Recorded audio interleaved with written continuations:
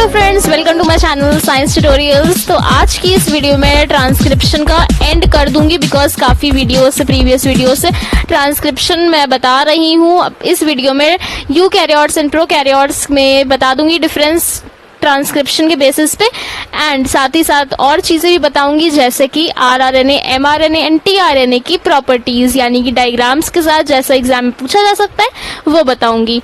तो सबसे पहले बात करते हैं मॉलिक्यूलर बेसिस ऑफ इनहेरिटेंस में ट्रांसक्रिप्शन। मैंने काफ़ी डेफिनेशंस काफ़ी कुछ बता दिया, तो अब इसके बारे में एक्सप्लेन करने का कोई मतलब नहीं है कि ट्रांसक्रिप्शन क्या होता है। मैं डायरेक्ट स्टार्ट करती हूँ।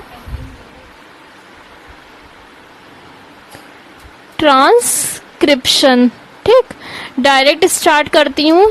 यू इधर प्रोकैरियोट्स का कर दे रही ताकि आप रिलेट करके पढ़ सकें, डिफ्रेंशिएट कर सके प्रोकैरियोट्स एंड इधर यूकैरियोट्स का, ठीक। तो देखो, प्रोकैरियोट्स में ट्रांसक्रिप्शन जो होता है, डेफिनेशन में दोनों की बहुत पहले ही वीडियोस बता चुकी हूँ, तो इसलिए मैं रिपीट नहीं करूंगी। अब विदाउट वेस्टिंग टाइम जल्दी से बता देती हूँ। प्रोकैरियोट्स में ट्रांसक्रिप्शन जो होता है वो 3 स्टेप्स में होता है। सबसे पहला होता है इनिशिएशन, सेकेंड होता है एलोंगेशन एंड थर्ड होता है टर्मिनेशन। अब देखो, हम लोग ने एक चीज पढ़ी थी कि इन सब में आरएनए, प्रोकैरियोट्स में केवल एक आरएनए पॉलीमरेज होता है, वही सब काम करता है। लेकिन खुद सोचो, क्या केवल एक एंजाइम सब कुछ कंट्रोल कर सकता है? नहीं।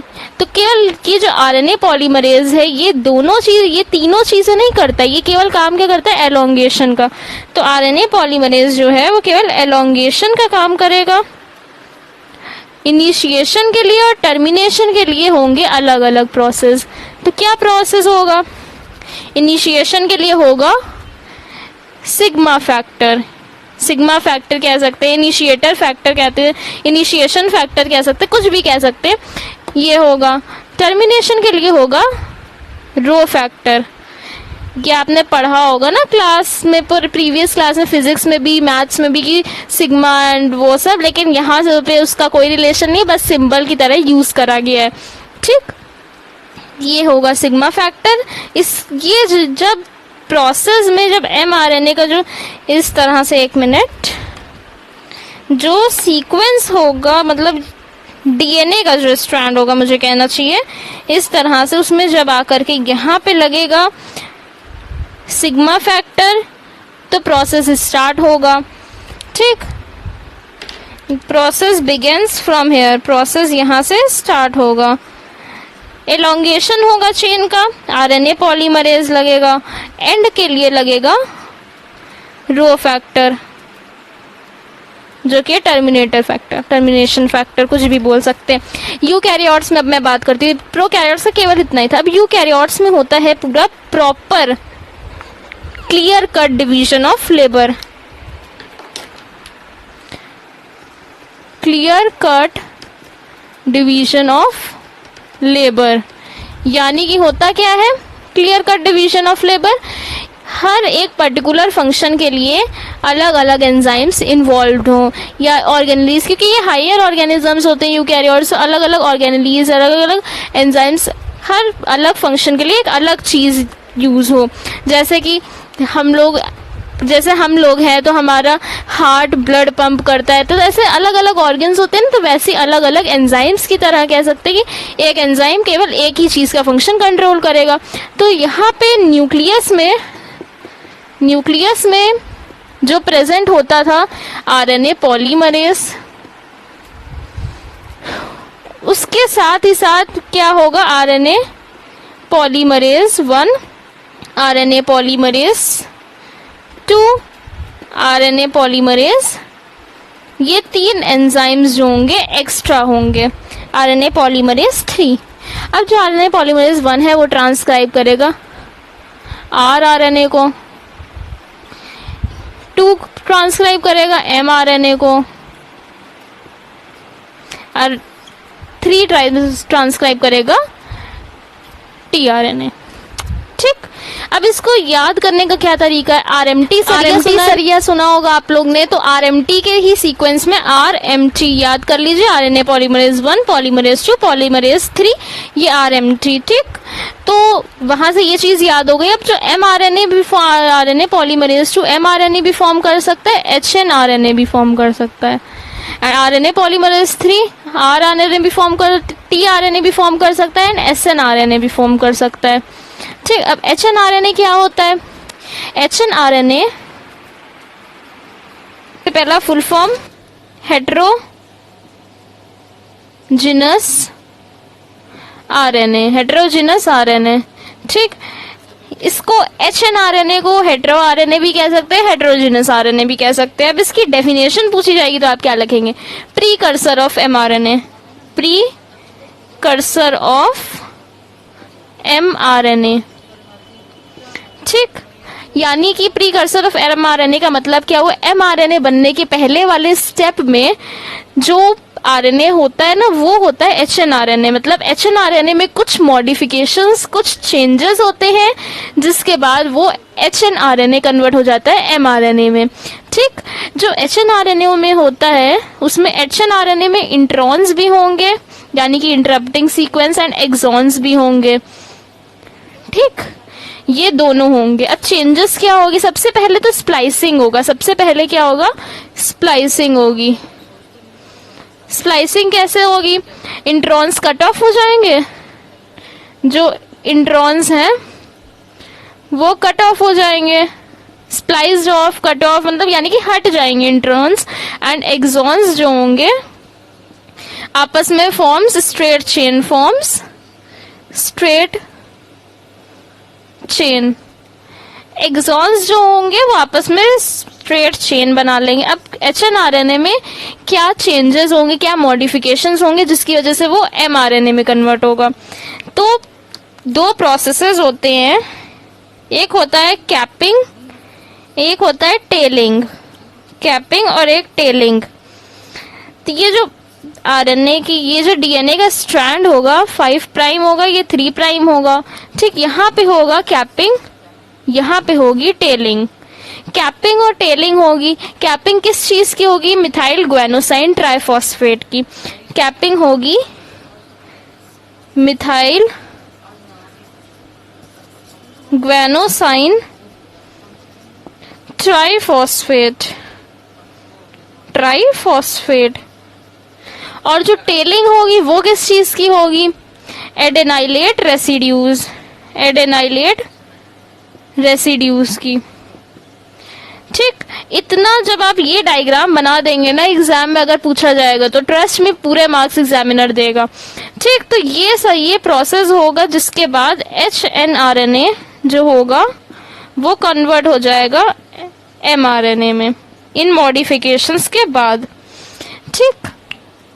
तो यहाँ पे hnRNA के बारे में मैंने बता दिया। अब स्मॉल न्यूक्लियर RNA क्या होता है, ऐसा RNA जिसमें छोटे छोटे न्यूक्लियस हो, वो होगा स्मॉल न्यूक्लियर RNA, वो tRNA होगा, ठीक। अब आगे का पार्ट मैं बताऊंगी जो कि है, पहले इसको नोट डाउन कर लेना। अब आगे जो 3 तरह के RNA होते हैं, यानी कि rRNA, mRNA, tRNA, उनके बारे में उनकी प्रॉपर्टीज बताऊंगी। सो गाइज, अब बात कर लेते हैं हम लोग टाइप्स ऑफ RNA की, जो कि 3 तरह के होते हैं। टाइप्स ऑफ RNA, 3 तरह के RNA होते हैं, rRNA, mRNA एंड tRNA, ठीक। फुल फॉर्म तो पता ही होगा आपको, rRNA ribosomal RNA, mRNA messenger RNA, tRNA transfer RNA, ठीक। अगर नहीं पता तो नोट डाउन कर लेना। अब जो rRNA होता है, सबसे पहले हम लोग बात कर लेते हैं कि ये कहाँ पे होते हैं। तो rRNA राइबोसोम्स में होंगे, राइबोसोमल RNA तो ऑब्वियसली राइबोसोम्स में ही होंगे, ठीक। mRNA न्यूक्लियस में होता है, एंड tRNA साइटोप्लाज्म में। ये चीजें बेसिक्स है थोड़ी RNA से रिलेटेड, तो आपको पता होनी ही चाहिए कि ये सारे कहाँ पे होते हैं। अब जो rRNA होता है सबसे एबंडेंट होता है, सबसे ज्यादा सेल में सबसे ज्यादा rRNA होता है एक सेल में, ठीक। फाउंड इन अबंडेंस, ठीक। तो mRNA मैसेंजर आरएनए जो होता है वो क्या करता है, carries information for protein synthesis, carries, ये तो इनके बेसिक फंक्शंस हो गए, carries information for protein synthesis, ठीक। एंड टीआरएनए जो होता है collects amino acid from cytoplasm, tRNA collects amino acids from cytoplasm, ठीक। इतनी तो बेसिक बात पता होनी चाहिए। आज जब आंसर लिखे तो इसको थोड़ा फैला करके लिख देना, तो थोड़ा ये भी अट्रैक्टिव लगेगा। अब हम लोग इसके थोड़े डिटेल फंक्शन की बात कर लेते हैं थोड़ा सा आगे। जो mRNA होता है वो प्रोवाइड करता है टेम्पलेट, mRNA प्रोवाइड करता है टेम्पलेट। tRNA जो होता है वो अमीनो एसिड जो होता है उसको लाता है, पर्टिकुलर अमीनो एसिड जो मैच कर रहा होता है टेम्पलेट से, अमीनो एसिड लाता है एंड जेनेटिक कोड रीड करता है, ब्रिंग्स एप्रोप्रिएट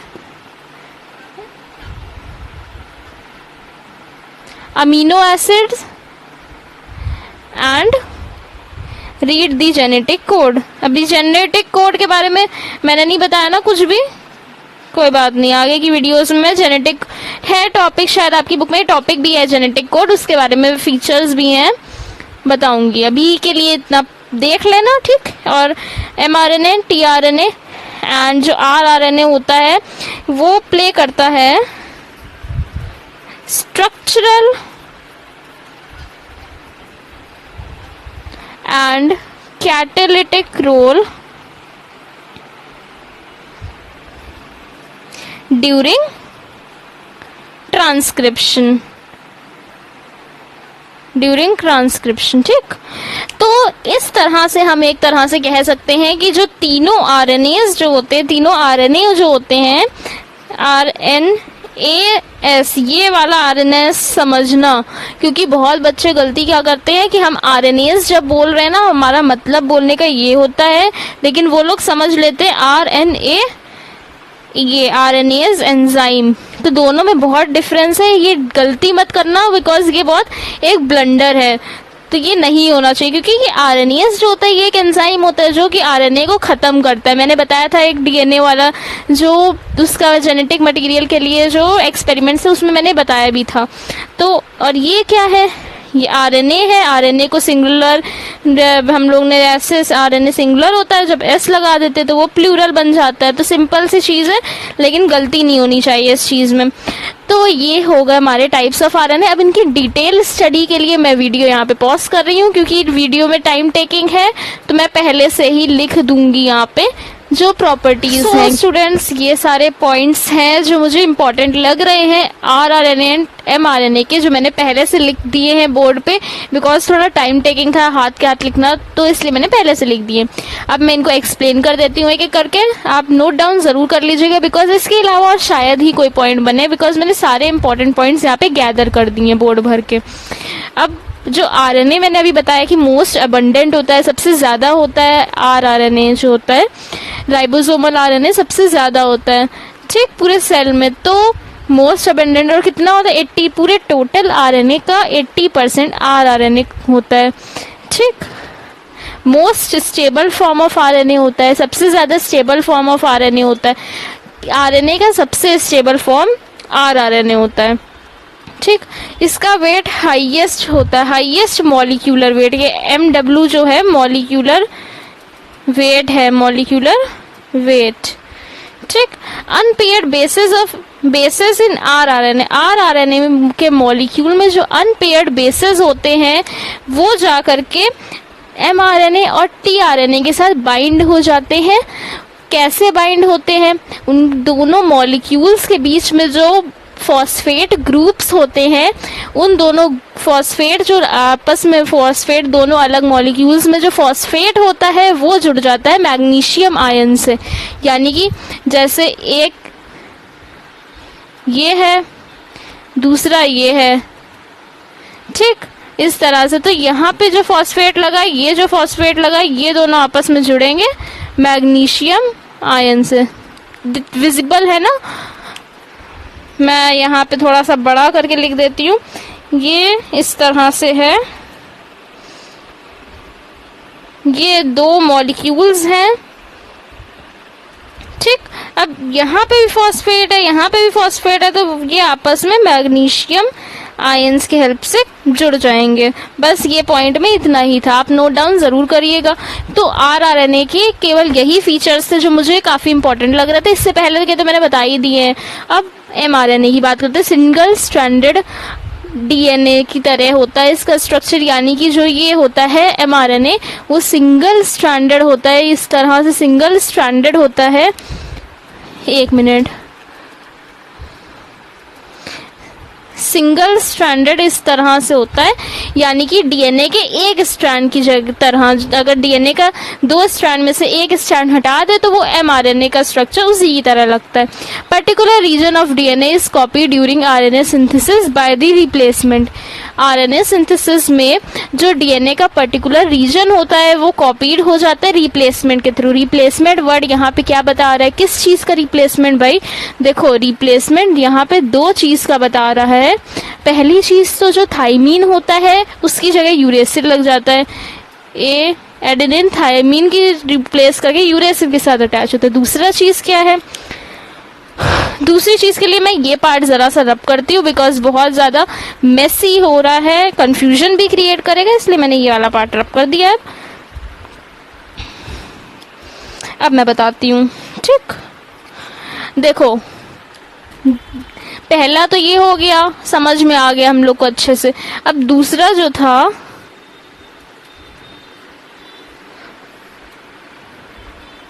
जो इस तरह का स्ट्रक्चर होता है, यहाँ पे HOH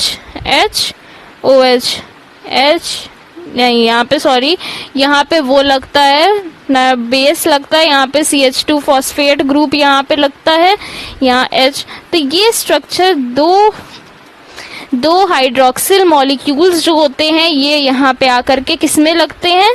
ये स्ट्रक्चर है आरएनए का, ठीक। डीएनए का स्ट्रक्चर क्या होता है? H, यहाँ पे H ही होता है, यहाँ पे OH हो जाता है, यहाँ पे ऐसे ही लगता है, हम एडेनाइन ही लगा देते हैं, ठीक। यहाँ पे CH2 आगे फॉस्फेट ग्रुप अटैच होगा यहाँ पे H। तो ये होता है डीएनए का स्ट्रक्चर। यह केवल एक हाइड्रोक्सिल ग्रुप होता है, यहाँ पे नहीं होता, तो इसको इसमें कन्वर्ट होना होता है आरएनए बनने के लिए। ये डीएनए है, ये आरएनए है, ठीक। तो ये स्ट्रक्चर इसमें कन्वर्ट होएगा। इतनी सी बात थी बस जो आपको नोट करने वाली है। ये रिप्लेसमेंट हुआ है यहाँ पे। इसका जो साइज डिप होगा, साइज ऑफ एमआरएनए जो होगा वो पर्टिकुलर प्रोटीन को जो कोड करेगा उस पर डिपेंड करेगा। कैसे? क्योंकि प्रोटीन्स की यूनिट होती है अमीनो एसिड्स, और वो अमीनो एसिड्स जो है glycine, alanine, valine, leucine, isoleucine, methionine, prolines और भी सारे हैं, और जो है उनका साइज जो होता है सबका अलग अलग मॉलिक्यूलर स्ट्रक्चर होता है ना। डायग्राम अपने 11th क्लास में पढ़ा होगा, उसका स्ट्रक्चर जो केमिकल स्ट्रक्चर होता है तो वो अलग अलग होता है। तो जैसा वो कोड करता है, जो कोड करना होता है उसी के थ्रू ही पता चलता है कि इसका क्या साइज है, उसी पे ही डिपेंड करता है। Carries coded messages from DNA to RNA. Coded messages जो होते हैं वो डीएनए से आरएनए में, मैसेंजर आरएनए भाई, तो वो मैसेजेस ही कोड करेगा ना, तो मैसेजेस जो होंगे वो डीएनए से आरएनए में कैरी करेगा। Direct sequence of amino acid in protein synthesis. Protein synthesis में अमीनो एसिड का क्या सीक्वेंस रहेगा, किस लाइन से किस सीक्वेंस से रहेगा वो देखता है एमआरएनए, ठीक। शॉर्ट लाइफ्ड होता है, और ये इंपॉर्टेंट पॉइंट एक है। Sometimes it carries codons. Codons अभी मैंने नहीं बताया ना, मैं आगे की वीडियो, नेक्स्ट वीडियो जो आएगी उसमें मैं कोडॉन्स बताऊंगी। Sometimes it carries codons of single complete protein, but sometimes adjacent DNA। देखो बहुत बार क्या होता है कि ये जो mRNA है ये जो है ये कंप्लीट प्रोटीन कैरी करता है, कोड करता है कंप्लीट प्रोटीन के लिए, लेकिन बहुत बार जो एडजेसेंट डीएनए मॉलिक्यूल्स होते हैं वो आकर के अटैच हो जाते हैं, जिसकी वजह से होता क्या है, इसका साइज बढ़ जाता है। तो इस पॉइंट में ये था कि अगर आसपास वाले भी उससे आकर के अटैच हो गए तो उसका साइज बढ़ जाएगा, mRNA का साइज जो होगा इंक्रीज हो जाएगा। तो ये पॉइंट्स हो गए हमारे यहाँ पे अभी जो मैंने लिखे थे वो हो गए rRNA के, ये mRNA के। अब मैं जल्दी से बता देती हूँ tRNA के पॉइंट्स। उसके भी सिंपल है बट उसका डायग्राम जो उसका है वो पूछा जा सकता है क्योंकि काफ़ी इंपॉर्टेंट डायग्राम है। tRNA का क्लोव लीफ शेप्ड डायग्राम की तरह पूछा जा सकता है एंड उसमें काफ़ी क्वेश्चंस भी बन सकते हैं।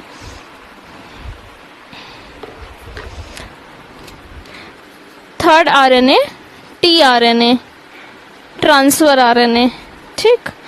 इसका डायग्राम कुछ इस तरह से होता है। सीधा नहीं आ रहा ना, एक मिनट।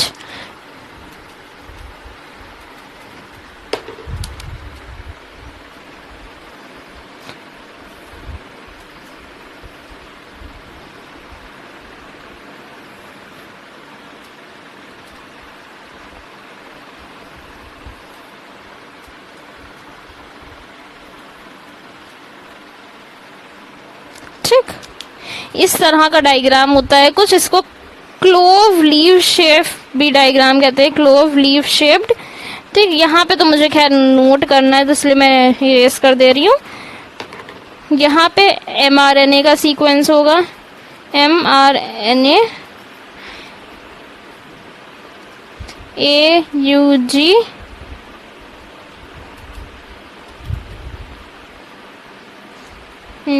UAC। ठीक, अब इसकी लेबलिंग आ सकती है। इसकी लेबलिंग क्या होगी? ये है ऑप्शनल आर्म। ठीक, यहाँ पे अमीनो एसिड बाइंडिंग साइट है, अमीनो एसिड बाइंडिंग साइट। ये है do arm, DHU do arm. तो यहाँ पे अमीनो एसिड बाइंडिंग साइट है। यहाँ पे कोई भी अमीनो एसिड आ सकता है, टायरोसिन एंड बहुत सारे ना, मेथियोनिन्स, प्रोलिन्स वगैरह बहुत सारे होते हैं अमीनो एसिड्स। ठीक, तो ये अमीनो एसिड एक्सेप्टर एंड है, ये अमीनो एसिड बाइंडिंग साइट। यहाँ पे अमीनो एसिड आकर के लगेगा और इसमें यहाँ पे एंटीकोडॉन आर्म है। mRNA इससे मैच करेगा, जो इसका होगा, जो इसके कोडॉन्स हैं ये उससे मैच करता हुआ यहाँ पे एंटीकोडॉन आकर के लग जाएगा, यहाँ पे आकर के लगेगा। जो mRNA के पास जो कोडॉन है वो उससे मैच करेगा इससे। ठीक, राइबोसोम रिकॉग्निशन साइट है यहाँ पे। बस इतना सा ही पार्ट था। जो tRNA for each amino acid, जो हर अमीनो एसिड का tRNA जो होता है वो अलग होता है, थोड़ा सा उसमें कुछ अलग होता है, स्पेसिफिक होता है वो। ठीक, इनिशिएट प्रोसेस को स्टार्ट करने के लिए जो tRNA होता है, स्पेसिफिक tRNA होता है। प्रोसेस को स्टार्ट करने के लिए, for initiating the process, specific tRNA तो होता है लेकिन प्रोसेस को स्टार्ट करने के लिए, लेकिन प्रोसेस को एंड करने के लिए कोई ऐसा स्पेसिफिक tRNA नहीं होता है। ये जो क्लोव लीफ शेप डायग्राम है, इसको अडेप्टर मॉलिक्यूल, tRNA जो है, tRNA को अडेप्टर मॉलिक्यूल की तरह पूछ सकते हैं डायग्राम इसका, कि draw the diagram of adapter molecule वगैरह। तो इस तरह से भी पूछ सकते हैं। क्लोव लीफ शेप्ड करके भी पूछ सकते हैं, clove leaf shape diagram, leaf shape diagram. ठीक, तो ये जो क्लोव लीफ शेप डायग्राम होता है, ये नाइट्रोजनस बेस जो इसमें अटैच होते हैं वो आपस में बीच में हाइड्रोजन बॉन्ड्स के थ्रू कहीं कहीं जगह जुड़ भी सकते हैं। ठीक, तो आज की क्लास में मैंने काफ़ी कुछ पढ़ा दिया है। mRNA, tRNA, rRNA, बहुत सारा कुछ पढ़ाया है। इससे पहले ट्रांसक्रिप्शन भी मैंने बता दिया है प्रोकैरियोट्स और यूकैरियोट्स का। अब मैं कल की वीडियो से स्टार्ट करूंगी न्यू पार्ट। तो मेरी इस वीडियो को लाइक करिए, इससे प्रीवियस वीडियोस को लाइक करिए एंड मेरे चैनल को सब्सक्राइब करिए, बेल आइकन पे प्रेस करिए, सो दैट नेक्स्ट वीडियो जो कि और इम्पोर्टेंट होने वाली है वो मैं जैसे ही अपलोड करूँ तुरंत आपको उसका नोटिफिकेशन पहुंच जाए। So thanks for watching my video.